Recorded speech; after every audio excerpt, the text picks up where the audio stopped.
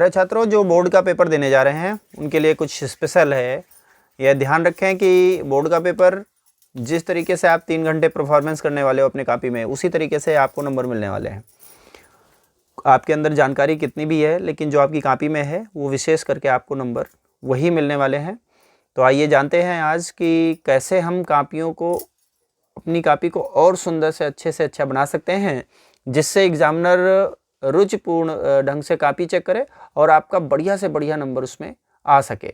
आपने लिखा बहुत अच्छा है, सारा क्वेश्चन का आंसर भी बिल्कुल सही है, लेकिन कभी कभी ऐसा होता है कि आपके लिखावट के तरीके से और आपके कॉपी का जो देखने में जो आपकी कॉपी जैसे लग रही है उसमें आपका नंबर कम हो जाता है। फिर आप कहते हो कि हमने लिखा तो पूरा था लेकिन नंबर क्यों कम आया या कैसे आया। तो इस तरीके से आपको जानना चाहिए कि जो कॉपी की लिखावट है, कॉपी का जो मेंटेनेंस आपने किया है लिखने के तौर पर, तो उसमें भी आपके नंबर कट जाते हैं। तो आज आइए जानते हैं कि किस तरीके से हमें कॉपी लिखनी चाहिए बोर्ड पेपर्स में, जिसमें हमें अच्छे से अच्छे नंबर प्राप्त हो सकें। तो आपने सुना ही होगा, first impression is last impression. First impression क्या होता है? कॉपी का जो प्रथम पृष्ठ होता है, जो सबसे ऊपर का कवर होता है, जिसमें आपको परीक्षा केंद्र है, तिथि, दिनांक, रोल नंबर, शब्दों में, अंकों में, ये सारा कुछ भरना होता है। तो उसमें पहले से ही पूर्ण आश्वस्त हो जाइए कि इसमें क्या क्या भरना है, कैसे भरना है और किस प्रकार से उसको हम अच्छे से भर सकते हैं। उसकी राइटिंग आपकी बहुत अच्छी होनी चाहिए, क्योंकि जब आपकी कॉपी उठाई जाएगी तो सबसे पहले एग्जामिनर आपकी कॉपी का फर्स्ट पेज ही देखेगा, और जब फर्स्ट पेज देखेगा तो उसमें बहुत आकर्षक ढंग से जिस तरीके से अच्छी राइटिंग में लिखा होगा, तो पहले ही एग्जामिनर का मन बन जाता है कि जिस विद्यार्थी ने मेहनत करके लिखा होगा या फिर अच्छा विद्यार्थी है, राइटिंग अच्छी है तो पढ़ने में भी होशियार होगा, ऐसा मान करके एग्जामिनर उस कॉपी को देखता है। एग्जामिनर के पास ज़्यादा समय नहीं रहता है कॉपी चेक करने के लिए, क्योंकि वो उसको नेक्स्ट कॉपी भी देखनी होती है। तो क्या होता है ना कि आपकी कॉपी और आपकी लिखावट और आपके जो लिखने का तरीका है, उससे ही आपको ज़्यादा से ज़्यादा नंबर मिलने वाले होते हैं। भले ही आपका क्वेश्चन का जो आंसर है वो कहीं ना कहीं थोड़ा गणित के अलावा सटीक ना भी बैठे, तो भी आपकी राइटिंग अच्छी है तो एग्जामिनर आपको नंबर दे देता है। तो आइए उसको सबसे पहले करिए, पहले पेज को आप व्यवस्थित करिए। दूसरा पेज जब आइए, जब जहाँ से आप प्रश्नोत्तर नंबर 1 शुरू करते हैं, वहाँ आप अपनी कॉपी को इतना आकर्षक बनाइए कि देखने के में जो एग्जामिनर देख कॉपी चेक कर रहा है वो देखने में ही बड़ी सुंदर कॉपी लगने लगे। फिर उसके लिए चाहे आप ब्लैक स्केच का उपयोग कर सकते हैं, ब्लू स्केच का उपयोग कर सकते हैं, ब्लू पेन का उपयोग कर सकते हैं और ब्लैक पेन का उपयोग कर सकते हैं, जैसे भी कर सकें। हमने देखा बड़ी कापियाँ ऐसी भी मिलती हैं जिनके दोनों तरफ बड़ी बड़ी मोटी मोटी लाइन खींच दी जाती है। इतनी बड़ी कॉपी अगर दी गई है तो इतना बड़ा स्पेस बना लिया जाता है, उसी में लिखते हैं। 10 अक्षर लिखने के बाद एक पन्ना भर जाता है उनका। विद्यार्थियों को लगता है कि हमने एक पन्ना भर दिया, एग्जामिनर देख करके खुश होगा, चेक करके बढ़िया नंबर दे देगा। ऐसा नहीं है, आपकी भूल है उसमें, क्योंकि जब नंबर एग्जामिनर देगा तो उसमें ये ध्यान रखिए कि इतना जितना आप लिखे हैं उसके लिखने का ढंग आकर्षक नहीं, इतना सा आपने लिख दिया है बीच में और दोनों तरफ बड़ा स्पेस छोड़ दिया पन्ने में, तो ये आपके नंबर कटने के चांस है, बढ़ने के चांस नहीं है। उसमें क्या करना चाहिए, थोड़ा सा स्पेस छोड़ करके आपको एक लाइन खींचना है, एक लाइन खींच दो, या 2 लाइन खींचना है, डबल लाइन, लेकिन इतनी दूरी पर। फिर उसके बाद आती है हेडिंग की बात। तो हेडिंग कैसे डालोगे आप? हेडिंग जो भी डालो उस हेडिंग के नीचे अंडरलाइन कर दो आप, और उसके बाद में जब दूसरी लाइन हेडिंग के नीचे आए तो हेडिंग के नीचे जस्ट नीचे दूसरी लाइन, हेडिंग के नीचे नहीं लिखनी है, हेडिंग को उतना छोड़ करके दूसरी लाइन लिखनी है। फिर तीसरी लाइन से आप हेडिंग के नीचे से लिख सकते हो। ऐसा करने से आपकी कॉपी आकर्षक लगने लगेगी।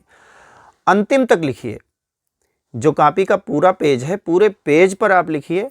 ये नहीं दोनों तरफ से बॉर्डर बना देंगे, वो पूरा कटघरे में लिखने के जो चांस है उसमें आपके नंबर कटने के चांस होते हैं। तीसरी टॉपिक क्या है, बहुत से विद्यार्थी जल्दबाजी में लिख तो देते हैं लेकिन ऊपर लाइन नहीं खींचते, अक्षरों के ऊपर लाइन नहीं खींचते हैं। इससे क्या होता है, उनका नंबर कट जाता है, क्योंकि एग्जामिनर उसे लाइक नहीं करता है।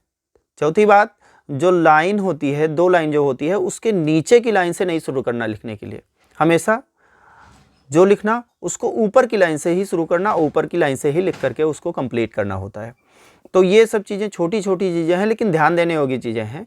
तो इसमें क्या होगा, जब मान लीजिए आपका प्रश्न खत्म होता, उत्तर खत्म होता है और उसके नीचे कम से कम अभी 12-14 लाइन बची हुई है, तो क्या करेंगे आप, उसे छोड़ करके अगले पेज पर नहीं कूद जाएंगे। अगर आपको लगता है कि अगला प्रश्न हमारा इसके अंदर आ जाएगा तो अगला प्रश्न उत्तर नंबर डालिए, उसमें और प्रश्न उत्तर लिख दीजिए। कॉपी का पन्ना भरने से नंबर नहीं मिलता है। टॉपिक को आप क्लियर किए हैं, पन्ना 2 पेज बच भी रहा है लेकिन टॉपिक आपकी क्लियर हो गई है, तो आपके सारे नंबर मिलने के चांस उसमें होते हैं, उसमें कोई दिक्कत नहीं है। जब आपको क्वेश्चन का आंसर कंप्लीट कर चुके हों तो उसमें आप देख लीजिए कि आंसर लिखते वक्त कौन कौन से वर्ड ऐसे आए हैं जो इस आंसर से रिलेटिव हैं और जो जिस पे एग्जामिनर की नज़र पड़नी चाहिए क्योंकि वो इम्पॉर्टेंट है। तो उस पर आप क्या करो, नीचे अंडरलाइन कर सकते हो, या फिर बहुत ज़रूरी है तो उसको आप ब्लैक पेन से भी लिख सकते हो। तो इससे क्या होगा, एग्जामिनर कितनी भी जल्दबाजी में एग्जामिनर का कॉपी चेक करेगा लेकिन तब आपके उस वर्ड्स पे उसकी नज़र पड़ जाती है। जब इतनी नज़र उस पर पड़ती है तो वो क्लियर हो जाता है कि हाँ इसमें ये टॉपिक आना चाहिए, ठीक है, इसका मतलब इसने आंसर सही लिखा होगा। फिर आपके पूरे के पूरे नंबर मिलने के चांस बढ़ जाते हैं। जैसे मान लीजिए किसी की जीवनी आप लिख रहे हैं, तो जीवनी लिखते वक्त आपको किन किन वर्ड्स को हाईलाइट करना है ये भी ध्यान रखना। हाईलाइटर का उपयोग नहीं करना है लेकिन उसमें क्या है, ब्लैक पेन से आप हाईलाइट कर सकते हो या अंडरलाइन कर सकते हो, सिंगल लाइन में अंडरलाइन कर सकते हो। हमने अंडरलाइन करने का तरीका बहुत से बच्चों का ऐसा देखा कि वो अंडरलाइन करते हैं बड़े बड़े मोटे मोटे में 2 लाइन से अंडरलाइन कर देते हैं, वो देखने में बहुत बेहुदा लगता है। एग्जामिनर क्या करता है कि उसको भी उसमें भी नंबर काट देता है। क्या करना, आपको हाईलाइट ही करना है तो आप एक सिंगल स्केच की लाइन उसके नीचे हाईलाइट कर दीजिए। हाईलाइट करते वक्त जो लाइन आप खींच रहे हैं, अगर आप अपने हाथ से सीधी लाइन नहीं खींच पा रहे हैं तो उसमें स्केल का उपयोग कर सकते हैं। स्केल का उपयोग करिए और सीधी लाइन खींचिए, इससे साफ सुथरा लाइन जब दिखेगी तो उससे भी एक आकर्षक कॉपी का बनना तय है। तीसरी बात, जब आप लिखते हैं तो उसमें जितनी भी टॉपिक आई है, जैसे मैंने जीवनी का बताया, तो जीवनी में क्या क्या मेन होता है। जीवनी में किसी की जीवनी लिख रहे हैं तो उसमें जन्म तिथि उनकी, मृत्यु की तिथि उनकी, किस गांव में उनका जन्म हुआ है और उनकी कृतियां क्या हैं, कुछ रचनाएं हैं। इनको आप चाहो तो उसको ब्लैक पेन से लिख सकते हो, जिससे क्या होगा, एग्जामिनर की नज़र फटाफट उस पर पड़ जाएगी, अच्छा हाँ ये ठीक है कोई बात नहीं, तो उसमें अधिक से अधिक नंबर मिलने के चांस आपके बढ़ जाते हैं। तो ऐसा करने से आपके, ऐसे ही किसी भी टॉपिक को ले लो, जीवनी ही नहीं है कोई भी अदर टॉपिक है, तो उसमें भी आपको लगना चाहिए कि इस क्वेश्चन में ये टॉपिक मोस्ट है और इस पर एग्जामिनर की नज़र पड़े, जिससे ये लगे कि वो एग्जामिनर समझ जाए कि ये इन्होंने जो कुछ लिखा है वो टॉपिकली लिखा है, तो उस टॉपिक पे आपको नंबर देने के चांस बढ़ जाते हैं। अदर चीज़ें जो आपने लिखी हैं हो सकता है उसमें कुछ गलत भी हो, लेकिन जब एग्जामिनर चेक करेगा तो मेन टॉपिक को देख लेगा और उससे क्या करेगा, उसमें आपको नंबर देने के चांस बढ़ जाते हैं। इससे आपकी कॉपी जो आप लिखोगे उसको साफ़ सुथरा मानते हुए और एक बढ़िया से अच्छे तरीके से नंबर आपको मिल जाते हैं। अगला जब आता है, मान लीजिए आपने क्वेश्चन का आंसर अच्छे से दे दिया है, सब कुछ बिल्कुल मेंटेन कर दिया है, और जो प्रश्नोत्तर लिखते हैं आप, प्रश्नोत्तर नंबर 1, प्रश्नोत्तर नंबर 2, तो प्रश्नोत्तर लिखते हैं उसको ब्रैकेट में कर देते हैं। प्रश्नोत्तर नंबर 1 फिर ब्रैकेट में किया, फिर नीचे 2 लाइन खींची, अंडरलाइन किया, मोटी मोटी अंडरलाइन किया, फिर बीच में यक्स बनाते हैं, फिर अंडरलाइन करते हैं। ये सब थोड़ा पुरानी पद्धति हो गई है, उसको अब अपनाने की आवश्यकता नहीं है, उसको न्यू करिए। अब प्रश्नोत्तर नंबर 1 डालिए, बिंदी लगा कर डैश मार दीजिए, उसके बाद केवल एक अंडरलाइन करिए, एक अंडरलाइन करिए और उसको उसी स्केच से ना करिए, उसको किसी दूसरे कलर के स्केच से अंडरलाइन मार दीजिए, जिससे वो लगे, एक ही लाइन लगे लेकिन अच्छा, देखने में अच्छा लगता है। हाँ, तीसरी इम्पॉर्टेंट चीज़ क्या है कि जब भी कभी आप कॉपी में लिखना प्रारंभ करते हैं तो कुछ एक वर्ड ऐसा लिख सकते हैं जो एग्जामिनर के लिए सैल्यूटेबल हो, या एग्जामिनर को वो क्या करता हो, वेलकम करता हो, या एग्जामिनर के लिए थोड़ा अट्रैक्टिव लगता हो, वो वर्ड आप वहाँ पे लिख सकते हैं। ज़रूरी नहीं है लेकिन लिख सकते हैं। इससे क्या होगा, आप एक संस्कारवान विद्यार्थी माने जाएंगे एग्जामिनर की नज़र में, क्योंकि आपको नंबर लेना है ना, तो नंबर लेना है तो कहीं ना कहीं थोड़ा बहुत तो आपको एग्जामिनर के लिए भी टॉपिक देनी पड़ेगी। जब आप लास्ट करते हैं तो वहाँ अपना रोल नंबर ज़रूर लिखिए, रोल नंबर को एक किसी से अंडरलाइन करके हाईलाइट कर दीजिए, और उसके बाद में यहाँ लास्ट में आप एग्जामिनर के लिए, जिन्होंने आपकी कॉपी चेक की है, इतनी मेहनत से चेक की है, आपको नंबर दिया है, उनके लिए आप थैंक यू लिख सकते हो। आपका कुछ नहीं जाता ना, आप उसमें पैसा तो खर्च नहीं कर रहे हो, आप उसमें थैंक यू लिख सकते हो। आप जब आप थैंक यू लिखोगे तो एग्जामिनर को लगेगा कि विद्यार्थी ने इतनी बढ़िया मेहनत की है और वहाँ पे हमें रेस्पेक्ट दी है, और रेस्पेक्ट करने के बाद में हमने इसकी कॉपी चेक की है, लास्ट में थैंक यू भी लिख दिया है इसने। ज़रूरी नहीं कि जहाँ एक आध नंबर उसके काटने का मन होगा वो नंबर आपको मिल सकता है, बोनस पॉइंट में मिल सकता है, तो एक एक नंबर बहुत महत्वपूर्ण होता है। तो एक एक नंबर आप कैसे बनाओगे, इसको ध्यान में रखते हुए कॉपी लिखना है। एक चीज़ इसमें और ध्यान देने की आवश्यकता है, कभी कभी आपने देखा होगा, कभी न्यूज़पेपर में भी आता रहता है, वैसे भी आता रहता है।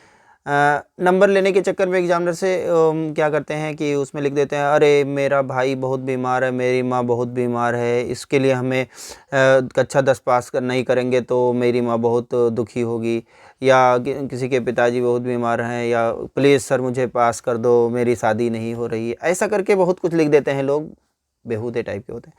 तो उसमें क्या होता है, ऐसा कुछ कभी गलती नहीं करना, ये गलती करने की आवश्यकता नहीं है। कभी कभी क्या होता है कि एग्जामिनर फ्रस्ट्रेट होकर के उसमें नंबर आपका काट देता है। अगर मिलना होगा आपको 20 नंबर और दे देता है 5 नंबर, ले जाओ जाओ फिर।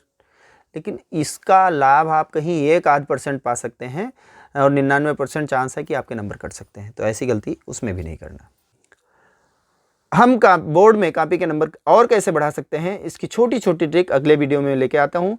तब तक के लिए इस वीडियो को आप लाइक करें, शेयर करें और हमारे चैनल को सब्सक्राइब करें A to Z PK। Thank you.